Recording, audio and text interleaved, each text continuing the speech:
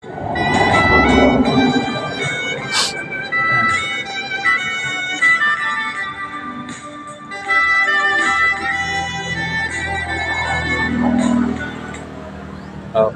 so ngayon marami na ang nakakaalam sa ating mission. May mga nagpapatuloy, may mga nawawala din sa membership, may mga naririnig tayong mga katanungan, mga concern. So iniisa po natin yung mga concern ng bawat isa. Sinasagot ko po dito sa pamamagitan ng video.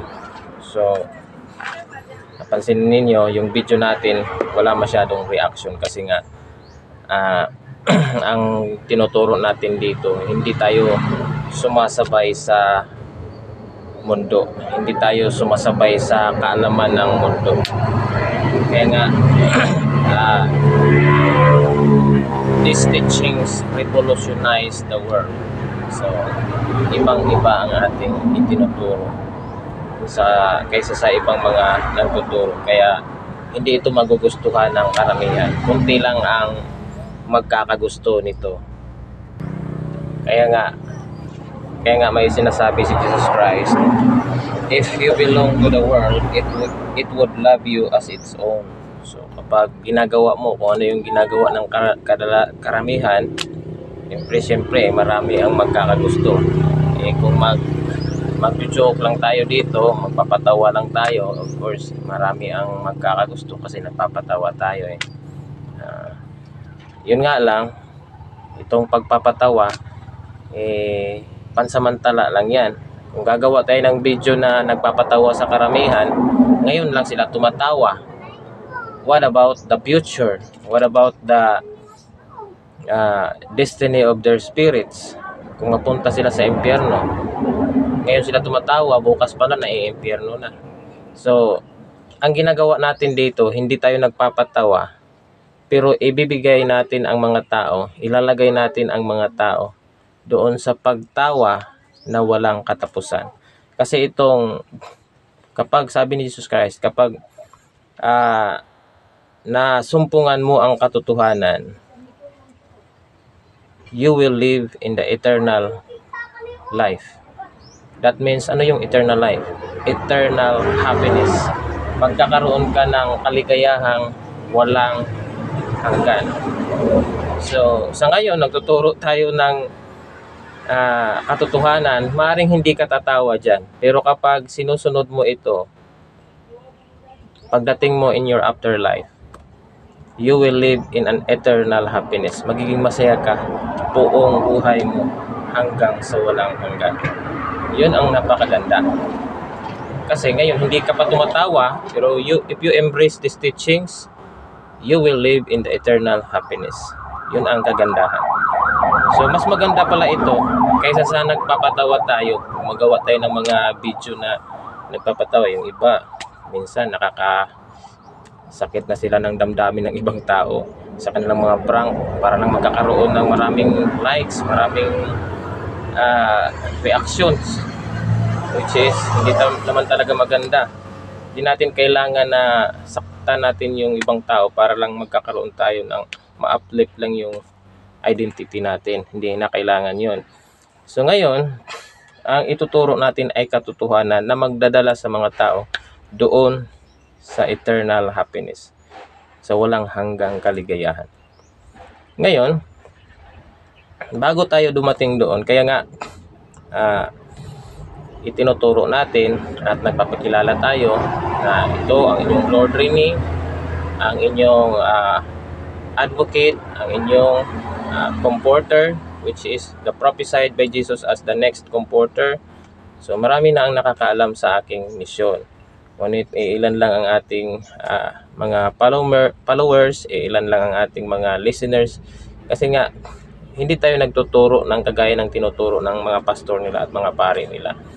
Usually yung mga tao, pag nakikinig sila, ibang teachings ito. So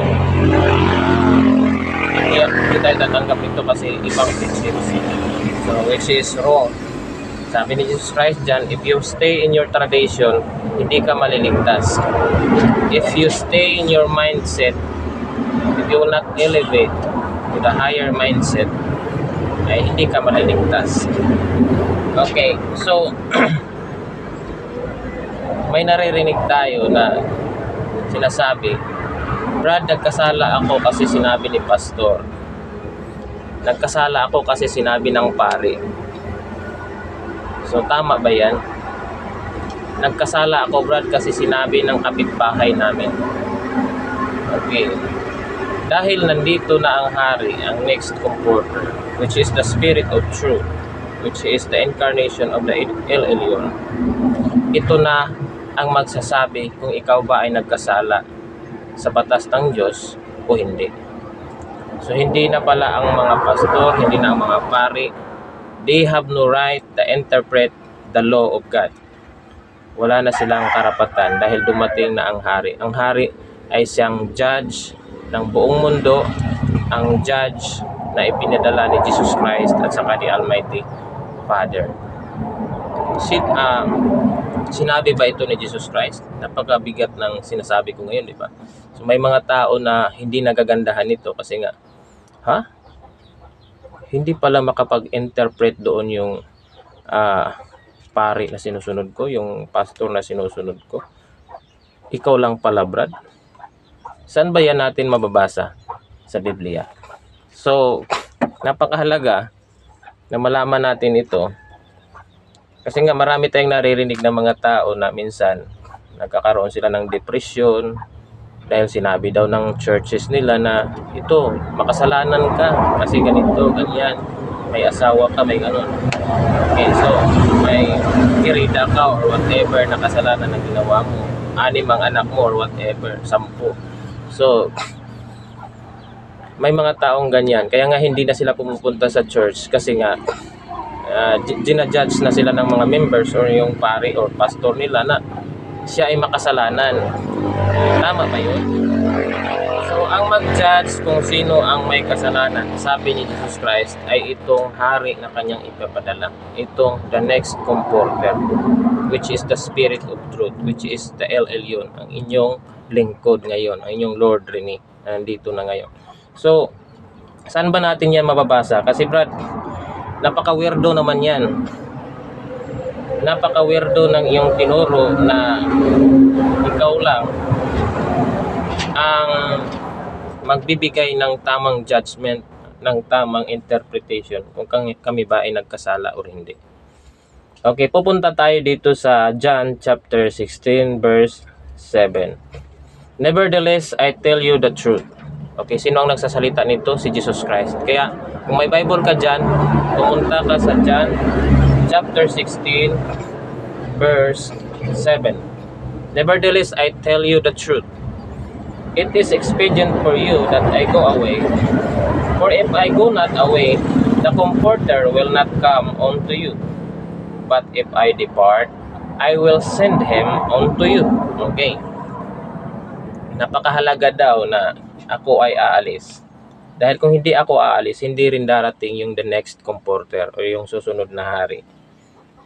At kapag ako'y aalis, I will send him unto you. Ipapadala ko siya sa inyo. So kapag hindi kayo nakikinig sa comforter dito sa susunod na hari, hindi kayo nakikinig kay Jesus Christ. Kasi ipinadala ito ni Jesus Christ. Sabi dito, I will send him unto you. Okay, so kailan ba maisilang ang totoong comforter? Sa previous lessons natin, sa previous video natin, ito ay naisilang na noong February 15, 1981. Ang inyong lingkod, Lord Rene.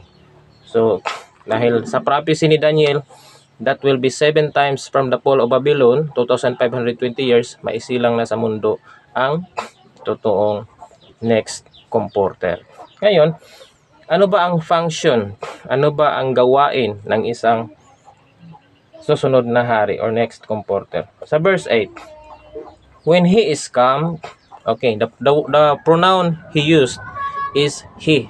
Kapag he ang ginamit, that is lalaki. So, may mga nag-claim kasi ngayon na comforter din sila, babae naman, which is medyo out of grammar, out of context. Kaya intindihin na lang natin at respetuhin na lang natin, pero ituturo natin na lalaki ang next comforter, hindi babae. So, he will reprove the world of sin. Okay, the next function, the next responsibility, the next authority of that next comforter is to reprove the world of sin. Okay, kapag sinabi natin to reprove the world of sin, ito yung mag-identify, ito yung mag-reprimand sa tao kung ikaw ba ay nagkasala o hindi. So, hindi pwede na mag-interpret ka sa iyong sarili dyan na ako ay nagkasala dahil sinabi ng kapitbahay namin. Ako ay nagkasala dahil sinabi ng pastor namin. No, dito ka makinig, magtanong ka sa akin kung ikaw ba ay nagkasala o hindi sa batas ng Diyos. Because this is the authorized person to distinguish or to judge you spiritually and temporally. Okay. And of righteousness and of judgment. Okay. He will reprove the world of sin and of righteousness sa pagkamatarong and of judgment. Okay. Tatlong bagay. Ang gawain dito sa verse 8, yan ay tatlong bagay na mahalagang gawain ng susunod na hari. Sabi ni Jesus Christ. Okay. Sabi nila, hindi naman ito hari. Brad, kasi sinabi dyan ni Jesus Christ, comforter lang. Okay, kasi si Jesus Christ, He is a comforter and He will be sending another comforter. Ang ibig sabihin yan, kung siya hari, He will be sending another king. At bakit masasabi natin itong hari? Because of the words of Jesus Christ also, which is, sinabi niya, and of judgment. Okay.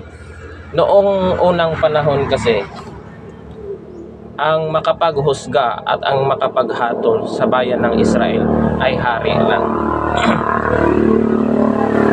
Okay. Kaya nga si King Solomon, noong may mag-asawa doon, may babae doon na nagkakaroon ng anak, tapos may dalawang claims, may dalawang ina na nag-claim doon na sila daw ay ina ng batang yan. Si Solomon lang ang gumawa ng judgment kung sino talaga ang may-ari ng bata, sino talaga ang mother ng bata. Kaya nga, speaking of this verse, babalik tayo dito sa verse na ito. Sinabi ni Jesus Christ, kapag darating yung next comforter, He can judge. So, that is a king.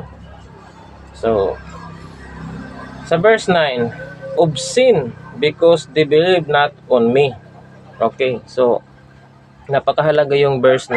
Of sin is I-N, kasalanan. Dahil hindi sila nakikinig, hindi sila naniniwala sa akin. Okay, so, sa ngayon kasi, marami ang nagsasabi na, I believe in Jesus Christ. Marami ang nagsasabi na naniniwala sila kay Jesus Christ. Kaso nga lang, hindi sila sumusunod. Hindi sila naghahanap sa taong binanggit ni Jesus Christ na next comforter, na nandito na pala. Kaya nga, sinabi ni Jesus Christ, kahit na naniniwala kayo sa akin, I will consider you as non-believer because they believe not on me. Hindi pa rin kayo naniniwala kay Jesus Christ. Kahit ilang beses nyo sasabihin na you believe, you consider Jesus Christ as Messiah, you consider Him as the Savior of the world. Kahit ilang beses mong sasabihin yan, kahit ilang beses mong iwagayway ang iyong kamay na praise the Lord, hallelujah, kung hindi ka nakikialam sa trabaho ng next comforter, hindi ka sumusunod sa boses ni Lord Rini, hindi ka pa rin naniniwala kay Jesus. You will be considered by Christ as non-believer. Okay, of sin because they believe not on me, of righteousness because I go to my Father and ye see me no more. Okay, righteousness, pagka matarong. Okay. Kaya nga, itong next comforter, napakahalaga talaga. Kasi, ito yung magtuturo sa tamang asal, tamang righteousness. Kasi itong righteousness is broad way ng concept ng righteousness. Napaka-broad nito. So, nandito na yung habits, tradition, whatever, approve, lahat ng mga bagay, ugali, sistema sa tao, reaksyon ng tao, ay kasama doon sa righteousness. So, lahat ng bagay sa desisyon sa iyong sarili, dito ka makikinig kung ano ang iyong dapat gawin, hindi sa ibang tao, sabi ni Jesus Christ. Pero ngayon, hindi ang mga tao hindi nakikinig sa atin kasi doon daw, yung nag-viral, yun daw ang pakikinggan ko, which is wrong. So, hanapin mo ang next comforter dahil yan ang totoong guide ng humanity. At ito daw ang mag-judge, sabi ni Jesus Christ, kung ano yung tama at mali. So, pupunta tayo dito sa sa verse 10 of righteousness. Because I go to my Father and ye say me no more. So, dahil aalis ako, dito kayo makikinig sa Kanya tungkol sa righteousness. Okay, so itinagubilin, ini-instruction ni Jesus Christ sa atin na dito kayo makikinig sa Kanya. Kaya hanapin nyo talaga yan. Kikilalanin nyo talaga yan. Dahil kung hindi nyo kikilalanin yan, ay hindi kayo